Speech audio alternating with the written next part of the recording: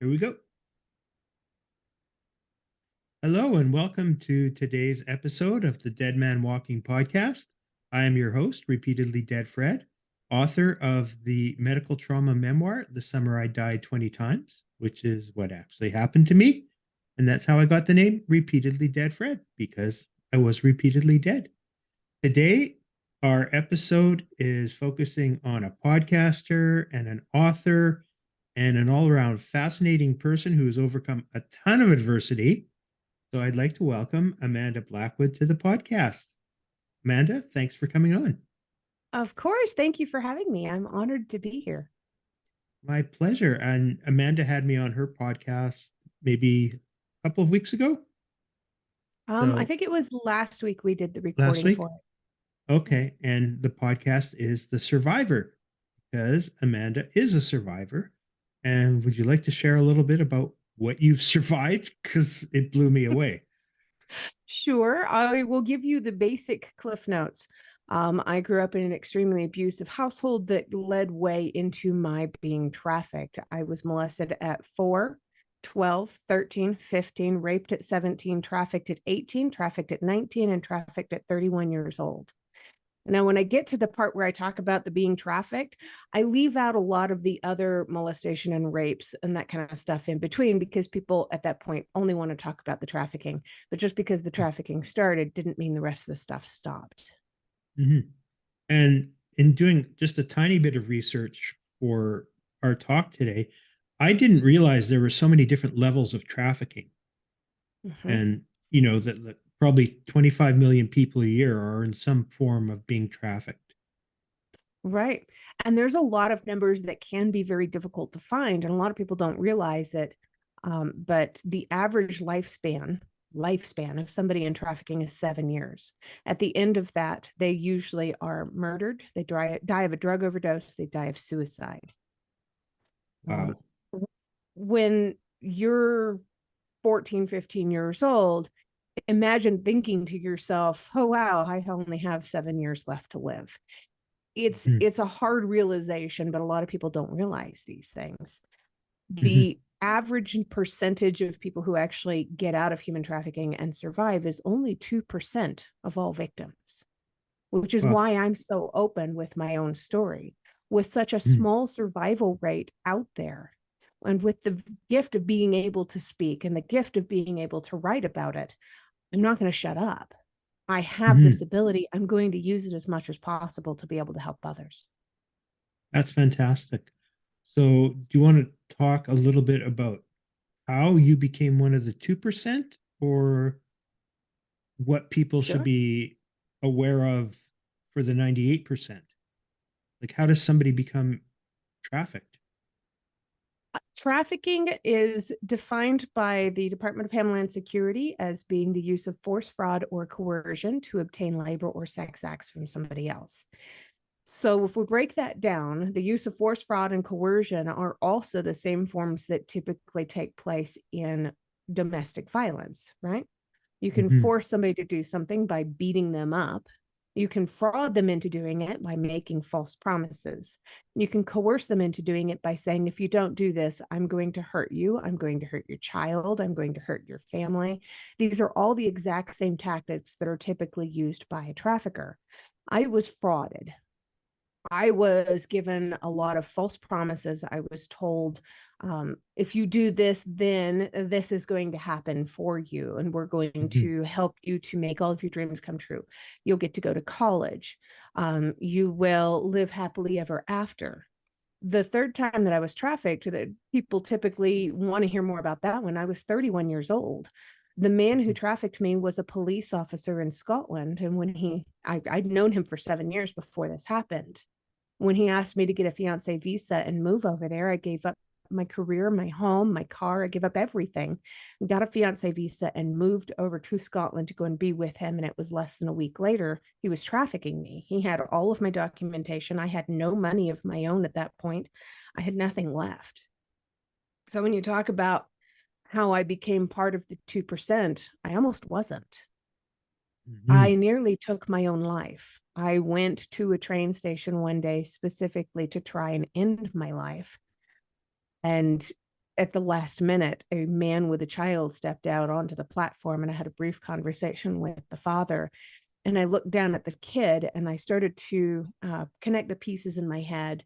I realized that this little boy was about the same age that I was when I experienced my first recognizable trauma. And that if I'd done this, I could have damaged him in such a way that he would have never recovered either. So I Mhm. prevented the suicide by seeing a child and making a rational decision at that moment. I went back to what was and had been my prison, and I strategically figured out a way out. I had done enough research at that point to really kind of dig in and figure out what something called Stockholm syndrome was, which these Mhm. days we call trauma bonding. And I made him believe that I still very much was in love with him and would do anything for him, but that my visa was about to run out. And if he didn't send me back to the States, then he could lose his job as a police officer if anybody found out. And Wow. through quick thinking and a quick succession of other things, I was able to figure out a way out and to have him pay for my way out because I had nothing left of my own. When I Mhm. was in Scotland, I was only there for 5 months. But in that 5 months, I lost 78 pounds. I lost my Mhm. dignity. I lost my self respect. I lost my will to live. And over the Mhm. following year, repeatedly, I wanted to end my life. I didn't want to keep living because I was a broken person and I didn't know how to function as a normal human being anymore. Mhm. People had started telling lies and stories about me. One person found out what had happened about me. She was my best friend at the time. She started telling people that I was a high priced call girl because she couldn't understand how something like this could happen against my will. Mhm. So I'd lost so much more.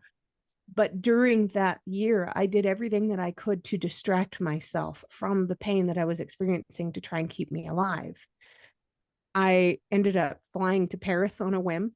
I went to London. Mhm. I didn't have any money at the time, so I had to go with a friend.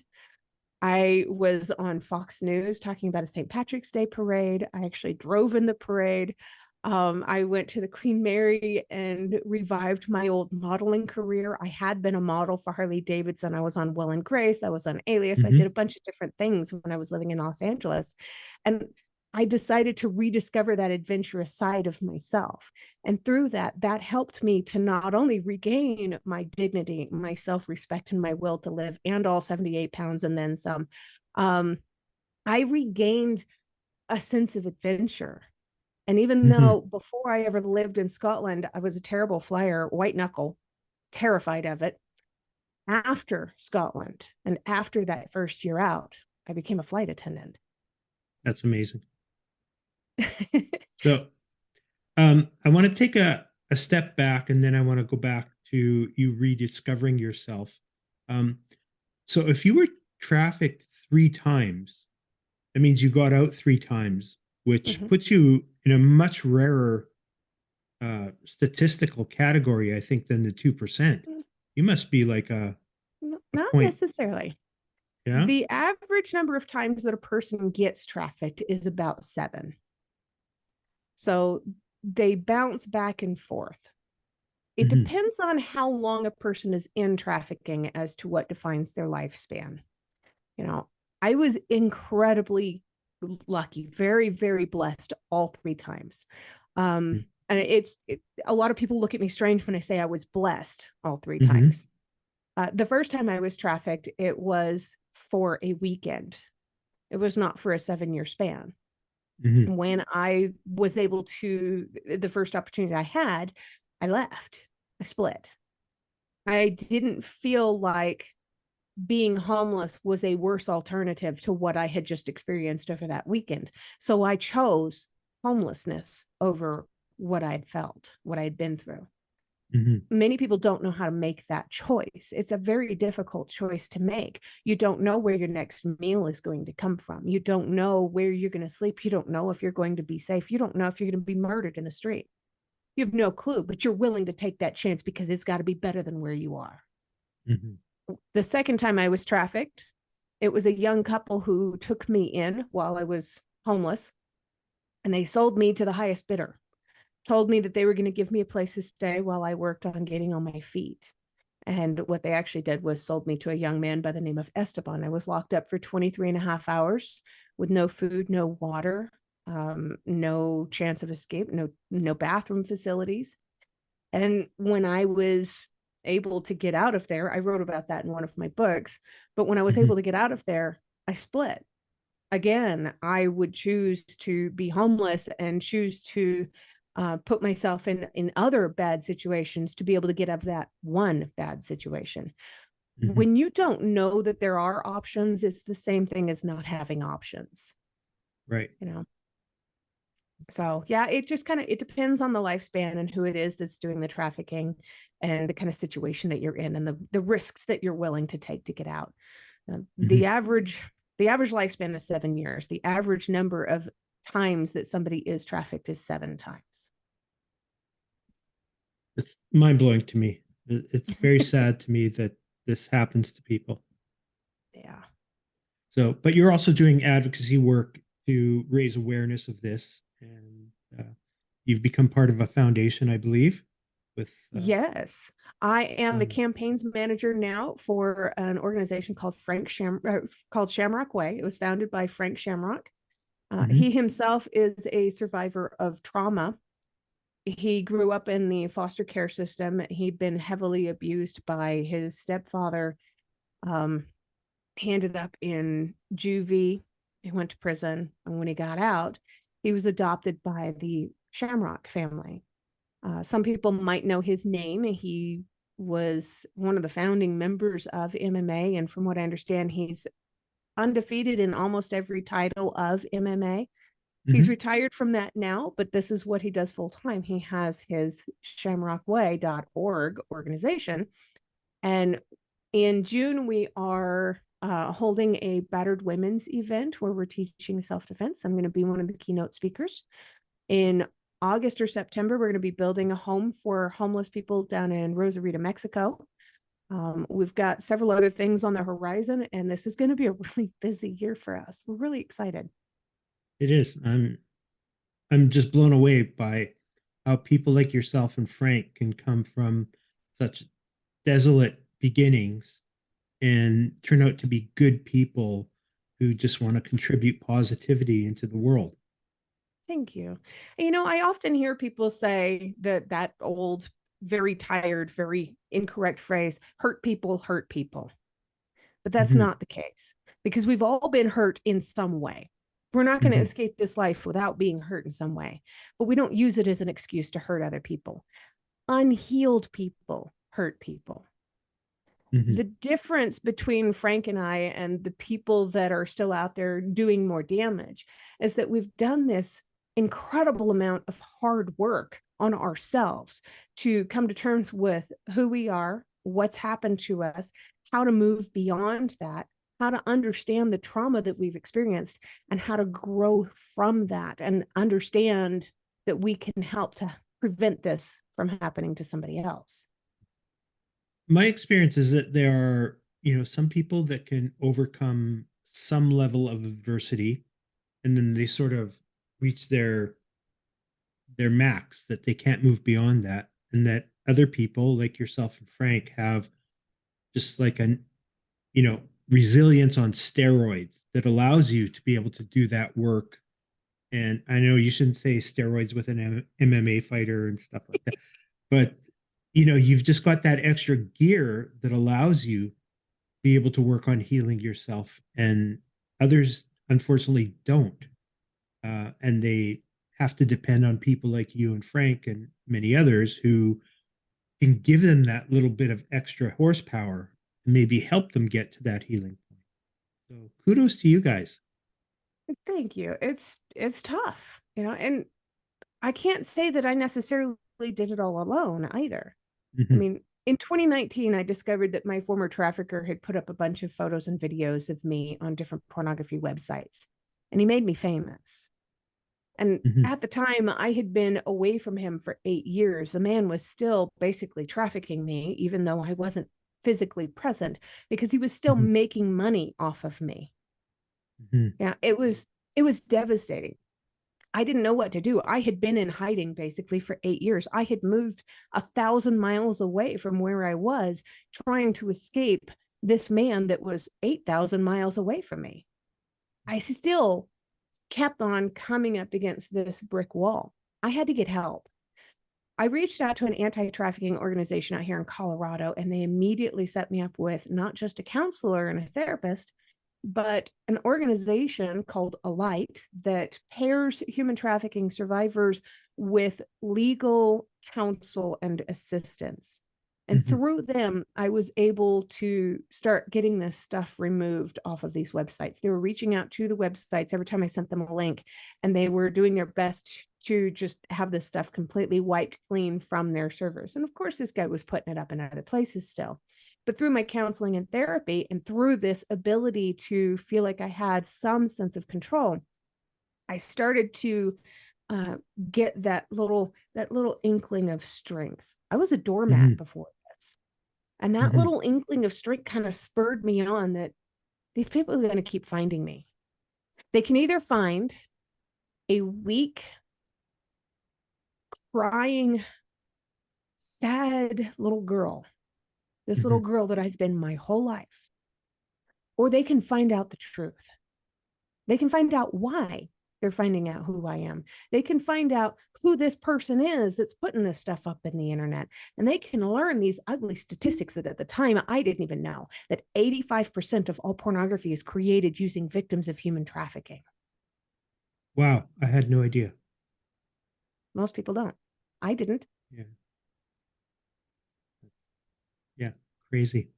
So you've Yeah. done quite the resurrection. Thank Um, you. and you've got your book. So do you want to show your book? Uh, Sure. one you've got handily by your side. So this is my autobiography, Custom Hmm. Justice by Amanda Blackwood. And look at Yeah. that. So can you This show the book, picture a little bit more? sure. So I wrote this book in December of Hmm. 2020. I was done with my therapy at the time, and my therapist asked me, "What's next for you?" I said, "I Hmm. don't know yet." I said, "I think I'm ready to write my book." She said, "Well, let me know how that goes. I'll check in with you next month, and we can catch up a little bit." Hmm. So the following month, she reached out to me and she said, "So how's it going? Have you started your book yet?" I said, "Amy, I finished my book. In Wow. 30 days, I had Hmm. written this entire autobiography, and it's no small book." She told me, she said, "This is amazing. Now, what are you going to do?" And I said, "I don't know." Hmm. She said, "Why don't you try painting?" So they sent me a bunch of paints and brushes and canvases, and I started painting. And this past year, so that was in January of 2021, this past year, my artwork was invited to be front and center in a local gallery out here. So Nice. apparently, I kind of took to painting pretty quickly too. I ended up Hmm. painting several book covers. I now have 12 books to my name. My cookbook comes out June 1st. I've got the second in a trauma recovery series coming out at the end of June. It's been a roller coaster ride since the day I finished that one. Hmm. I'm also thinking of doing a cookbook, believe it or not. Fantastic. Yeah.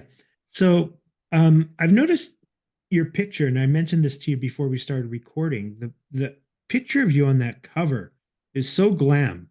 I don't know Thank if you you. have a better picture or if people can go to your website, which we'll talk about. But you look like a Hollywood starlet from back in the day. And Thank then, you. your clothing also has that super vintage look. So are you a vintage kind of girl? I love it. I absolutely love it. If people go to my website, detailedpieces.com, the main image that is shown behind what looks to be broken glass is Hmm. a photo shoot that I did back in 2019, I guess. Everything I'm wearing in that book cover, everything I'm wearing in that website photo, and in so many of my photos, everything from head to toe is 1940s authentic vintage. I use vintage hair rollers to make my hair do the Hmm. waves.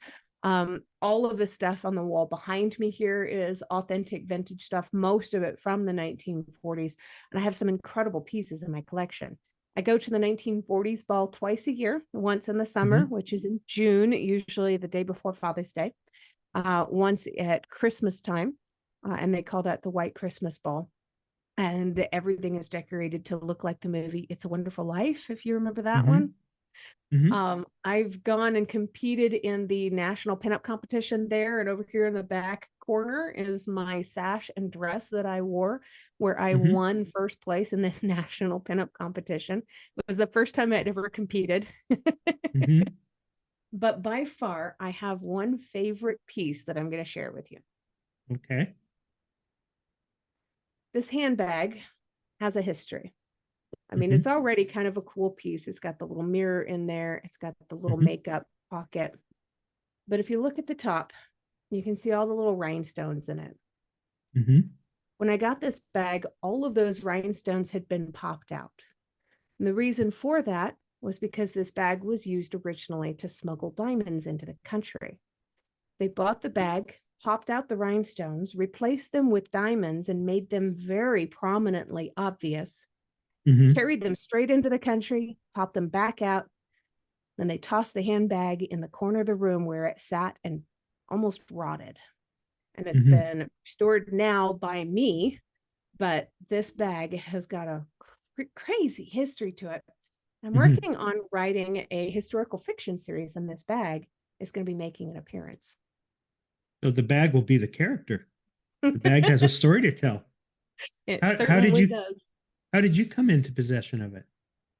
I found it through Etsy and was able to do enough research to figure out the backstory behind it. Amazing. Amazing. So I remember seeing on Mike Rowe, Oh yeah, the Dirty Jobs Mike guy Rowe. with the world's greatest voice. Um, Yeah. he had a series called Returning the Favor that ran on Facebook. And he ran into a number of women, I forget which town it was, but they did uh, pinups. They became pinups, and they would go visit veterans and people that are still alive from that era, and do song and dance and all the The things that the Battling pinup girls Betties. did. Yeah, is that what they're Yep, called? Yeah, the I thought that Battling was Betties. fantastic. I was a member of the Battling Betties for a little while. Hmm. But as is the case with pretty much any franchise, when you start branching out and you have different leadership styles, eventually some of those leadership styles might become, I'm not saying this happened, I'm just saying it may have happened. Some of the leadership styles can start to become quite a bit more self-serving. Hmm. I'm not interested in being self-serving. So I found that there were certain people that I wasn't able to really, in the long term, um, associate myself with. So I Hmm. severed ties. There are several chapters of the Battling Betties that are absolutely wonderful, and I absolutely love them. I think what they're doing is fantastic. I married a Hmm. Navy vet myself. My Hmm. father was an Air Force man, career man for 21 years. My brother was in the Air Force. My grandfather was in the Navy. I come from a long line of military people. I absolutely believe in supporting and honoring our military. I think they are Hmm. incredible men and women. Um, that just wasn't the way that I was going to do it. Hmm. And fair enough, because we've all had bosses and people that we've encountered that we just don't think add value to our lives. Right. They absolutely detract from our lives. So, Yeah. And good. it happens. And we just have to be healthy enough in ourselves and confident enough in ourselves to recognize that this isn't a healthy relationship for me and I need to Mhm. move on. Mhm. And I think people are starting to become more aware of that, as we've got this very seemingly politicized country here in Canada and US. Mhm. I don't think it's nearly as politicized as the media makes it out to be, but they Right. certainly throw it in our face. But you do have to learn to advocate for yourself, which is what I had to learn from my illnesses, and you had to learn through your horrific situation. Right. Right. You know, And that sometimes that can be a real challenge to figure out too. You know, absolutely. how do you manage basically an invisible illness? You know, people look at you, Fred, and they say, "Oh, there's a perfectly healthy, happy man who's never had any problems in his life." I'm sure you Mhm. probably get that. I Hmm. get that. I get that I a lot. People look at me and say, "Oh, you've never experienced any kind of adversity or problems in your entire life." Well, not only is that not true, but I also have several invisible illnesses. I have thyroid disease, mhm. chronic hives, and Crohn's disease. They're all invisible illnesses, and they all detract from my quality of life every single day. So I look like I'm well put together and I'm this accomplished public speaker, but that doesn't mean that I don't still face these challenges every day of my life. We Mhm. all have these challenges, and we can't ever take that for granted and look at somebody and say, "You have no problems." Trauma is not a destination nor a competition. It rewires who we are and changes us into completely different human beings. Absolutely. I was at a dinner a few weeks ago, and one of the hosts um, just couldn't believe that I've experienced brain trauma. She just couldn't. You seem so normal. Well, Mhm. yeah, there's a lot of work that went into that, but you also don't know, what gears are churning and not churning inside this or behind this handsome face of mine. Yeah, you So, never what's know. next for you? Oof. Well, this weekend, I'm going to be speaking at a church down in Arizona, launching my public speaking events for this year. Hmm. I have the second book in the Growth from Darkness book series coming out. So it's a 4-book series. I'm probably the most excited about this than I have been Hmm. about any other book recently. The first book is about the stages of trauma, so people can have a definitive guide as to figure out where they are in the recovery from emotional trauma. The second book is about the trauma reactions, and these Hmm. trauma reactions can have long-term consequences if we don't learn how to deal with them. So it also shows how to fight back against them. The third Hmm. book is going to be about healthy boundaries, and the fourth book will be about how to support a survivor of trauma. Hmm. So while I've got this book series going, I also have a co-host podcast. My co-host lives in Australia. She and I get on the calls once a week, and we talk about exactly these things: the stages of trauma, Hmm. the trauma reactions. We break down one per week, Hmm. and we talk about the long-term consequences and how to fight back. That podcast has just been picked up by an Australian radio show, and it's going to be played nationwide in Australia. We are very excited about this. You should be. My primary, that one is called Growth from Darkness. My primary podcast, The Survivor, is it's going into its 4th season this September, and it's going in strong. I have some incredible guests coming up. In fact, your episode hasn't quite aired yet, so Hmm. people that love your podcast ought to tune in and listen to that episode, because that one was a lot of fun. Hmm. um got all of that stuff going on, but more than anything, what I'm looking forward to is just my life. Hmm. It's incredible. I met my husband the month after my autobiography, Custom Justice, came out. We got married. Our formal wedding was in January of last year. So Hmm. we just reached our 1-year anniversary, and that year just flew by. I want to slow down and take a little Hmm. bit more time and appreciate every moment with this incredible man of mine who is Hmm. patient and loving and kind. And we were talking last night. He said, "You're the only person that's ever accused me of being patient, right?" Classic. How did the two of you meet? Of the traditional way, online. Hmm. Fantastic. So, are you part of a speakers bureau, or how do people find you if they want you to speak at an event? They can find me either through Shamrock Way, or they can go to my own website. I have 2 different websites.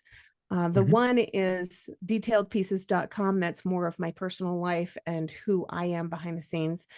The Hmm. other website is growthfromdarkness.com, and it talks about my trauma recovery mentorship and book series and podcast. Okay, fantastic. Anything I missed that you might want to talk about? Uh, I can't think of anything.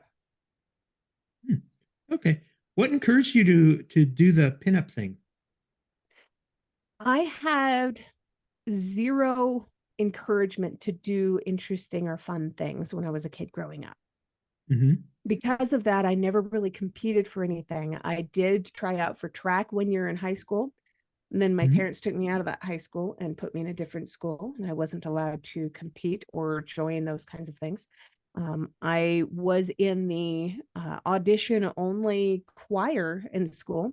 And again, Mhm. they pulled me out and they put me in a different school, and I wasn't allowed to do that again. I was discouraged constantly from competing because I was never going to be good enough.